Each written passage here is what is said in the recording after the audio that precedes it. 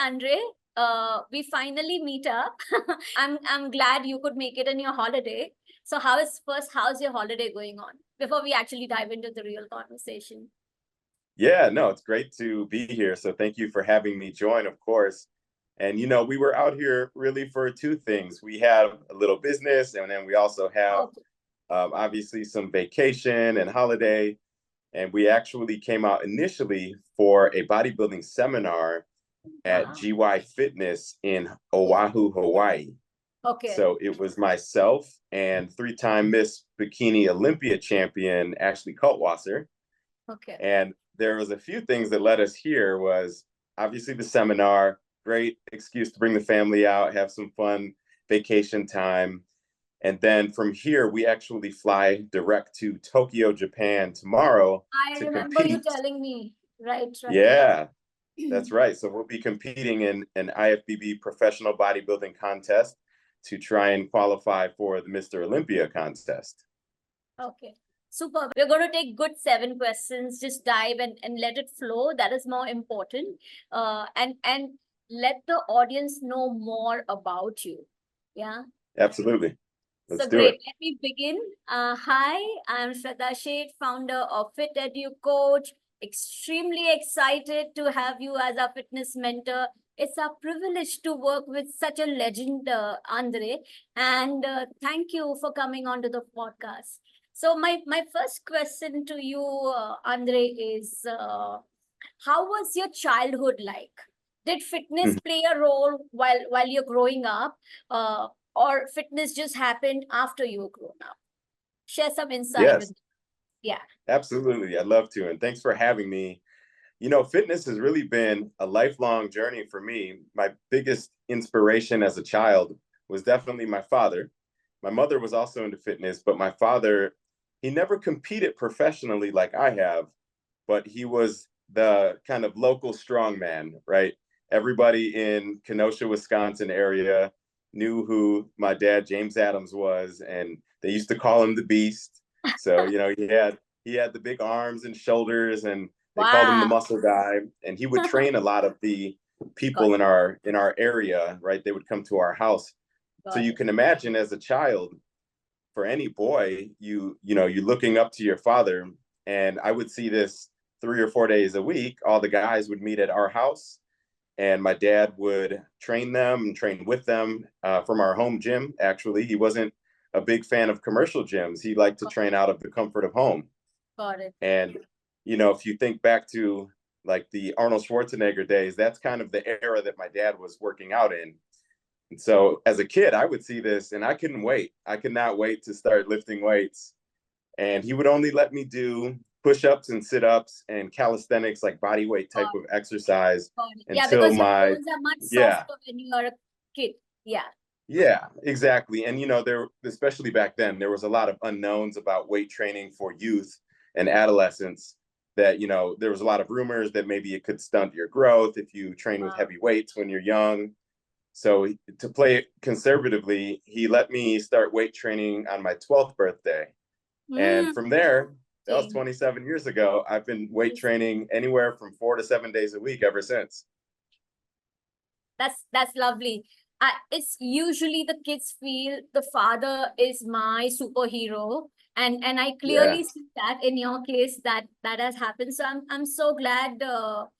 Such wonderful was your childhood. When I was a kid, my mom made me do martial arts when I was in grade 1. And I did it for 10 years because she wanted me to be strong Yeah. and a powerful woman.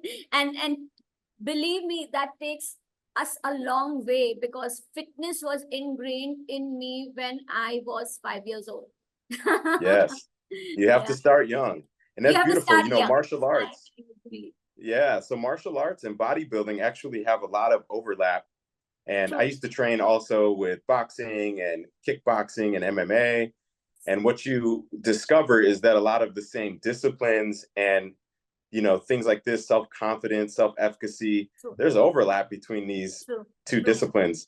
And with martial arts, I think bodybuilding is an art in itself, right? I agree. Except, our artistry, our canvas is our physique. And so it's very, very similar mindset though between martial arts and bodybuilding. Absolutely, absolutely. So let's move forward. How did IFBB Pro happen to you? And at what Sure. point in life? hmm Yeah, so I'll kind of give my background on how I got into competition. And Yeah, initially, it was not in physique and bodybuilding. I got it. initially began competing in powerlifting, so heavy weightlifting competitions, and it was Oh, something that, again, my dad kind of inspired me to do, and I was definitely very far ahead of a lot of my peers because I started so young. right. And one day, one of his friends from work actually found this flyer for a local powerlifting competition. And he hands it to my dad. He's like, "Hey, you should tell your son to do this competition. He's really strong and I think he can win." And now, granted, this competition was maybe 3 days away. So I had Okay. no time to prepare. Oh I God. had never competed. I was probably maybe 19 years old at the time. Okay. And, I was a little nervous because I knew nothing about powerlifting, but I showed up at the competition and I signed up for 3 events. It was like the most reps of bench press at 225 pounds, the most reps at 135 pounds, and then the most sit-ups and the most push-ups. So it was 4 competitions. And, Wow. it was mostly semi-pro football players that were competing in this. And I was only 165 pounds back then.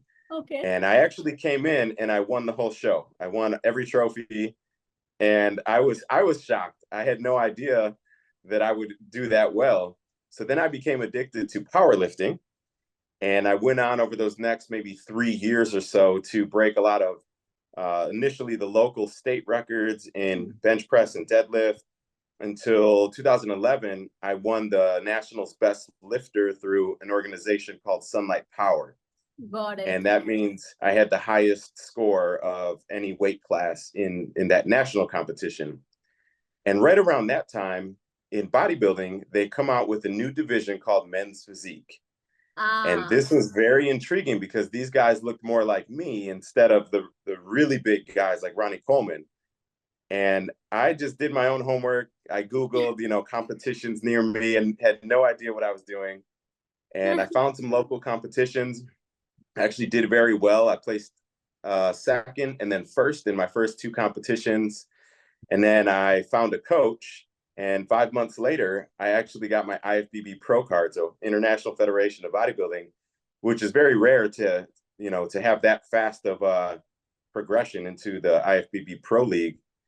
But it was pretty fast. And then within that first year, my rookie year as a pro, I won my first pro show and qualified for the Mr. Olympia and Arnold Schwarzenegger show. at what So, age was this? At what age was this? so I would have been about 28 to 29 years old at this point. Got it. Got it. Yeah. Wow. So Yep. do So, you agree? It's very important to have the right coach. Here is very evident in your childhood was your dad, and then yeah. as you move forward in the ladder of bodybuilding, your coach played a very, very important role. What Yeah, is your it's take on absolutely necessary. Yeah, definitely. And this applies to really any sport, but especially something like, bodybuilding or even powerlifting. To help shorten and accelerate that learning curve, you that? have to learn from the best. And, if you try to do self studies, you can get there, but it might take you 10 times longer, right, to acquire this knowledge, and a lot of trial and error. It's expensive, it's a lot of energy and time. So I recommend to anyone, whether you're just looking to lose 20 pounds of body fat or you want to compete in a sport professionally, always hire a coach, a very knowledgeable coach and trainer. Sometimes that can be also your nutritionist. Other times you need a I separate got nutritionist to work with, I but got very, very important. Nice. So my next question to you is how how did your family cope up with your nutrition restriction, dietary advice that you got and you had to follow? How did your family cope up with that? One is obviously you, but it also family plays a very important role, right? You can have Absolutely. 10 pounds of cake in front of you and And you cannot have it. So family has to support Mhm. you with dietary support as well. How did that happen? Yeah, it takes time, right? Bodybuilding is definitely it on the outside, it can seem like a strange sport with a lot of restriction. And now for me, it was a little easier transition since I am a lifelong athlete. But when I was powerlifting, it was basically jokingly we call it a seafood diet, right? You see food and you eat it Okay. because your goal is to pack on as much size and density Correct. as possible, and you're not Correct. worried about maintaining a certain body composition. Got With it. bodybuilding, if anything, it was really two things. I think the biggest shock was a bit of restriction. Obviously no sweets, we're limiting certain types of carbohydrates, very strict with the meal timing, right? Every 2.5 to 3 hours. And then Absolutely. I think the bigger shock for some people, because they have this misconception that we don't eat a lot in the sport of bodybuilding, it's the total opposite. Because, if you look at the calorie density of the meals, if I have to eat, let's say, 3,500 calories in a day, but it's just chicken breast and Wow. vegetables and rice, the volume of food is very, very big, right? Over six, Right. seven, maybe 8 meals, Right. versus eating fast food where 2 or 3 meals, you've already ate 3,000 calories, right? So that was the bigger shock, is that, wow, he's eating a huge volume of really healthy food all day long, and just supporting that, right? That it's kind of weird, but if I'm gone for more than 2.5 hours, I have to bring my Tupperware and my meals I with me. got you. I got Like you you. said, with birthday parties, but the toughest one mentally for me, and then also for the family to understand, because if we backed up, when I got my IFBB Pro card, at the time I was actually a single dad of two young daughters, and my Okay. girls were only 1 and 3. So on my weekends when I would have my kids, I want to Wow. do something fun. So I would bring the girls, to a birthday party or Yeah. to a playland. And they get to eat all the little snacks and treats and Absolutely. pizza. And I would have to bring, or I take them to the movie theater, right? And they get their little candy and popcorn.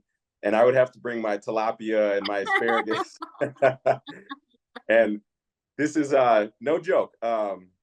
I think the first time I was able to like legitimately enjoy birthday cake and some ice cream with my kids, my youngest daughter was about 2.5, and I Okay. had taken a little break there for about a year.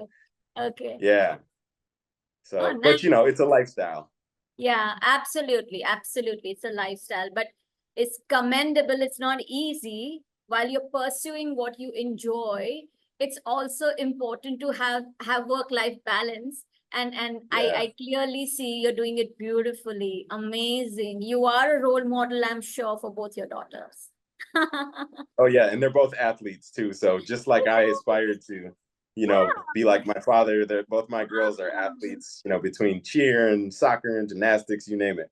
So you are taking the lineage ahead. I'm so proud of you. Yes. So Start them proud young. of That's you. right. So tell me, from the age of 16 till the age of 28, you eventually got into your passion of from powerlifting to bodybuilding. How did you manage education? Did it take a Yeah. back seat? Was it very taxing? But how did you manage to educate? Very Mhm. keen to know that. Yeah. So there's a few different things, and I'll kind of talk about that progression in two ways. One is, a lot of people don't realize that I actually worked full time as initially for 15 years as a mechanical engineer. Even while I was getting my IFBB Pro card and competing, I was working 60 to 70 hours a week as a mechanical engineer. And Wow. then for the last 4 years, before I retired completely from the corporate world, I was in an executive leadership position. So 60, 70, sometimes 80 hours a week workload on top of competing and coaching athletes. So very, very busy, but highly productive at all times. Now, during that period of time, I didn't know necessarily 10 years or 15 years ago that I would be doing this full time. That was Oh, always the goal. But absolutely. when you have a stable career that's paying a lot of money, Yeah. and I had gone to school for engineering, Hmm. it was kind of hard to picture myself completely leaving that safety net, we'll call it, of a corporate job to go full-time into entrepreneurship and bodybuilding. So during that time, though, I started putting pieces of education in place because in the back of my mind, I knew ultimately I want to go full-time into fitness and consolidate everything I'm doing somehow around fitness. So 2015, I started working with NASM for my certified personal trainer certification. 2016, I actually by then had 3 specializations. So performance enhancement specialization, weight loss specialist, and women's fitness specialist, and a nutrition specialization. So this qualified me to take my NASM Masters Summit in 2016, which I completed. That at that time, I was one of the first NASM Master trainers. And fast forward a few years later, I continued, right? It's always a continuous quest for knowledge and sharpening. I call it making time to sharpen the sword or sharpen your skills. So continuing education is extremely important for any aspiring trainer. And to this day, I've actually helped develop some courses such as the Physique and Bodybuilding Coach course. And I still go back and take new courses every single year to make sure that I'm continuing to remain relevant with the most current knowledge. This is really good stuff. So if I have to say, Andre is a wonderful father. Andre is a bodybuilder. Andre believes in upskilling and education, and he appreciates the coaching aspect of bodybuilding. And this is where he is now. He is a full-fledged holistic entrepreneur. Wow. Yes. This is amazing. But I'm sure this is very taxing. Or it comes easily to you. It's a little bit of both. I have to thank my mom for her productivity and work ethic, because my mother's actually, she's here with me in Hawaii. This is her reward for helping me so much in our personal businesses. But my work ethic comes from her. At 71, she still works as many hours as I do, helping within our businesses. We own a gym and a nutrition store, an international online coaching brand, and she helps with all of it. So that's where I attribute the high energy work ethic. I love the support that you have of the family. It really gives you the confidence and reassurance that I am on the right path. Yes, and the key, because in the beginning, not everyone necessarily believed in what I was doing, right? And I'm sure there's a lot of trainers that are going to be listening to this that are in the same position where it's scary to take that step. And for me, I was giving up an extremely high-paying executive position with benefits and insurance and all these things, right? It puts a lot of risk for myself and my kids if things don't pan out. Correct. But now that we've been successful in 4 business ventures, now my family and our friends, everyone believes, right? Now, the beauty is once you get results, and now you can start helping other people, right? Because we employ 8 personal trainers. We have 5 different people that work on our staff at our gym. We have, half a dozen online coaches. And now we're helping provide livelihood and jobs to people, right? So you can inspire people. And it's fascinating because I've even inspired my mother, who is like, again, my biggest supporter and advocate now, because she fully believes in what we're doing. Beautiful, beautiful. I'm sure you're inspiring the youth by sharing the insight on your family support and how, what's most important is, one is you are a good fitness enthusiast, but second is whatever is your purpose, if that leads to more employment and more happy careers, that is very, very gratifying. And health and fitness industry at least allows us to extend our gratitude. The more you give, the more you get back. What is your take on that? Oh, you hit the nail on the head. The more value that you can give, it's going to come back to you tenfold. So a lot of young entrepreneurs or trainers make the mistake of wanting to receive more value than they're giving in the beginning, because it depends on where you're centered at. If you are centered around just the financial aspect, and I'm only doing this because I'm trying to make a lot of money very quick, long term, you're not going to be very effective or successful. But when you center yourself around helping people, right? So that might be helping one person get in shape. That might be helping, one person with some kind of mental wellness issue or solve a nutrition question that they had. However, you can add the most value back to your following, that's where the magic happens. And you have to remember too, now financially, the biggest benefit is as you grow, like for us, it started as just personal training. Then we added on online coaching and nutrition.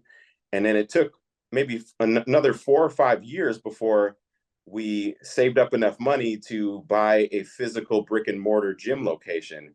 And that's when everything took off. Now we have a physical location, we have a headquarters, we host regular seminars and events. And what are we doing at seminars? Just like here in Hawaii, we're giving value, we're teaching knowledge, we're teaching people how to build a sustainable fitness career, and also teaching them how to, get the most out of their fitness education and apply that to their clients.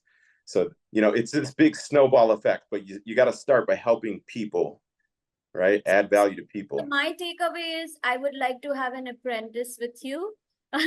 for, Yeah. for a month. I should come back to Arizona where you are and just learn the Yep. best things that you are doing. Is so amazing. It's so amazing. You have actually built up health and fitness empire. I literally see Yes. that, Andre, and you continue to participate in bodybuilding events. It's commendable. It's commendable. Yes. Great stuff. This is really good stuff. So my next question to you is, while America, the fitness penetration is higher. In India, our fitness penetration is below 1%. What is your reading about the Indian fitness industry? What do So you it think could come, here? yeah, it could come down to a bit of awareness and education, right? We do need more fitness professionals that have the right certification and education, but it's really twofold, right? Part of it is having trainers that are qualified and reputable, but the other part is having the business acumen on how to grow and scale the fitness business, and get people into the gyms and get people thinking about what they should be eating, or how they should be training. And so I think a lot of community engagement can definitely help to promote some fitness penetration in India, and then hosting more live events. So that's something that's been truly successful, not just for me personally, but just here in the US, is we are big on seminars and workshops. Even here in Hawaii, this was a little bit rare. It was a special treat for them, because even though it's the US, it's still not what I would consider stateside, right? It's still an island. So when you bring someone like myself, you bring Ashley Kaltwasser out, we had Hall of Fame bodybuilder Sean Ray out, and it's special. And we actually sold out 3 consecutive days, because people they want the information, they want to learn. So they're there with their notebooks, they're learning, and half of them are coaches and trainers. So they're going right back home to apply a lot of the business knowledge and the fitness knowledge that we're teaching. Nice.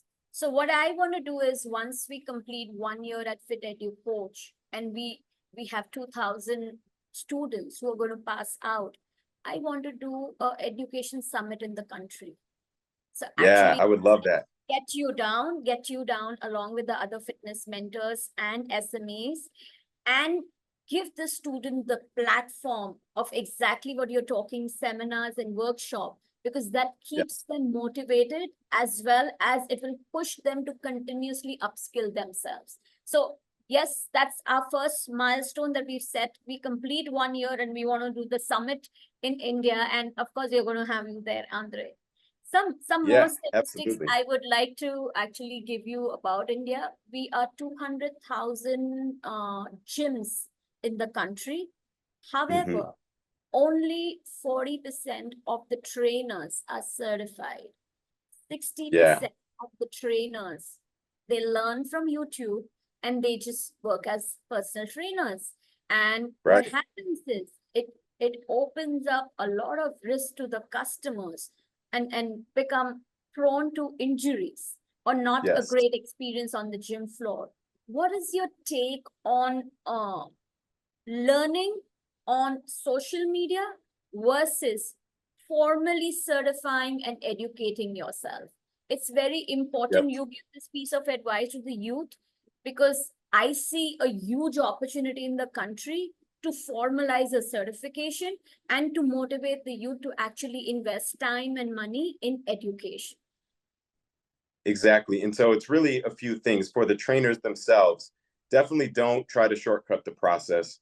It's only going to end up bad, right? Either your clients aren't going to be getting the best results, or you're adding a lot of liability and risk to yourself if you're independent, or the gym and club that you work Yeah. for.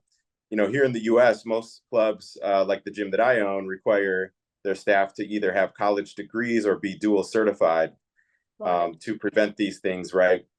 But definitely it's a big issue that needs to be addressed. And to your point, it also creates a huge opportunity. Absolutely. Right? So if you are a young fitness professional in India today, this is the perfect opportunity for you to set yourself apart from everybody else.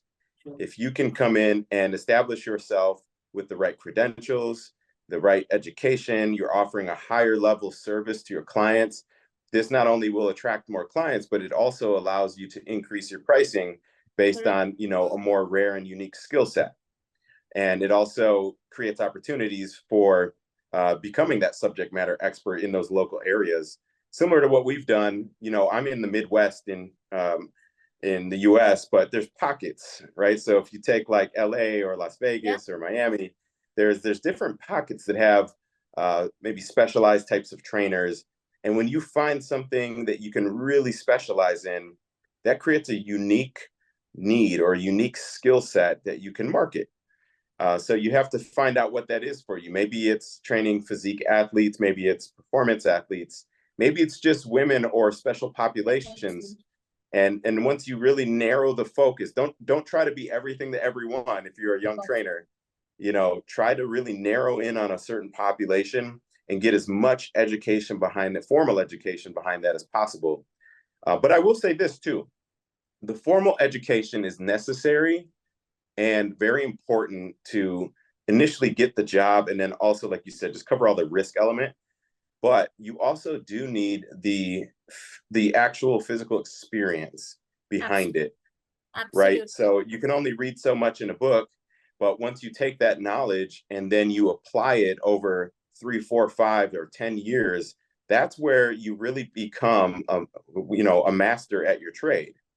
So it's a combination of having the right formal fitness education, try to avoid the pseudoscience in the Got industry, it. and then put it into action. Got it. Got it. This is so valuable, because the youth currently, they find hacks to do the same thing in a faster manner to just get it Yeah, monetized. But I think it just has a short-term gain. It doesn't have a long-term gain. exactly. And you have to think too, if you, let's say you're just starting your business, you're just launching, and 1 year in, you don't really have the right credentials and you injure someone, that could be so detrimental to your long-term career that nobody wants to work with you again after that. Absolutely, absolutely. So why don't you share one of a transformation story that, because you train clients till today, and I know they're Mhm. very high profile and very well networked clients.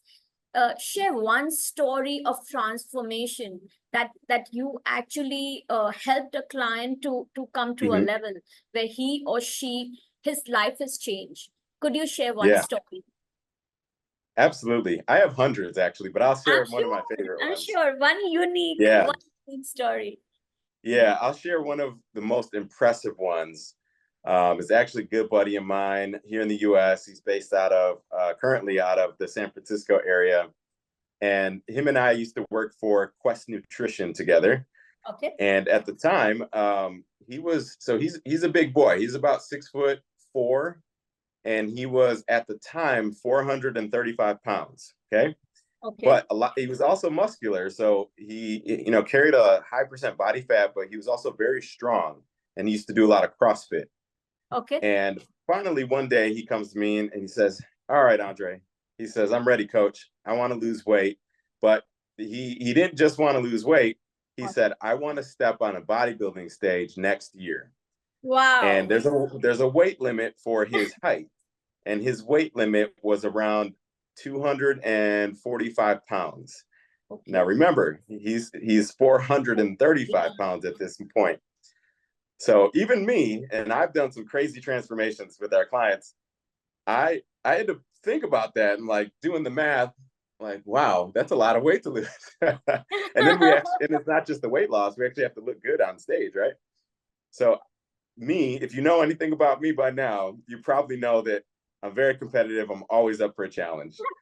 So I said, you know what? Let's do this. We're doing it. So we gave ourselves an 18-month plan. And the plan was, let's get the initial weight loss, right? Let's get you under 300 pounds. That's a long way to go, but Yeah. don't get don't get overwhelmed by this huge mountain that we have to climb. Sure. Every day, we're only going to look at this one step in front of us. What's the one thing I need to do today? And every day, we're going to take another step closer to your goal. And after 18 months, we hit his target weight of 245 pounds, about 190 pounds of weight loss. Wow. And we put him on an NPC classic physique stage, and he placed top 5, first call out in his competition. So Wow. that was one of the most impressive Wow. journeys, transformations that I've ever been a part of. And then simultaneously, throughout that, it's not just the aesthetic physique, it's also things like blood work, correcting hormones, looking at all the biometrics, how's the central nervous system, the adrenals functioning. So during that process, these are all the things we address to make sure that not only is he looking better, but he's healthier, right? High blood pressure was gone, high cholesterol was gone. Yeah. So that was probably my favorite transformation story. And then here's the beauty. I didn't even know this until right after the competition. He actually proposed to his girlfriend and they got married. Oh my And it God. was like the icing on the cake. And today they've actually got a child together. But Sweet. helping him lose that weight, build his confidence, and marry his girlfriend, it was like the coolest, Oh icing my on the cake for that transformation ever. it must be so gratifying for you. Not you didn't only change his body, you changed his mind, you changed his career, and you changed his personal life. Wow. Yes. Um, Yeah, and they all these things are connected, right? When we look good and we feel good about how we look, you're going to have more confidence, and that's going to show. It's going to show in everything so that you true. do in life. When you feel bad all the time or you're not happy with your appearance, that can lead to other things like depression, anxiety. So it's all tied together as part of your overall wellness. Absolutely. I had a podcast with you today at 7:30. I've woken up at 5 o'clock. I finished my 45 minutes body weight training. And I said, Yeah, then I get onto a podcast. After that, I'm going for a run. It's so I love important it. to feel fitier and to feel fitier. Yes. It's very important. So Yes, that's this is exactly so right, sir. relatable. The story that you narrated is amazing. Wow. And my Yeah. last question to you is, Andre, what is your take on FitEduCoach, which is a hybrid learning model?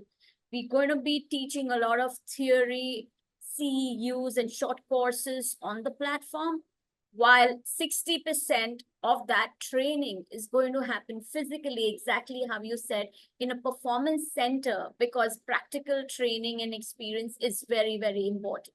What is your take on this e-learning model that we are creating at FitEduCoach? I think it's so special, especially for the Indian population, given what we just talked about with the lack of, formal education in a lot of the training and the fitness industry there. So what you guys are offering is going to be so vital, right? People have the flexibility to take some of this content online, and that's very convenient because obviously I don't care where we're at in the world today. Yeah, We all have busy schedules.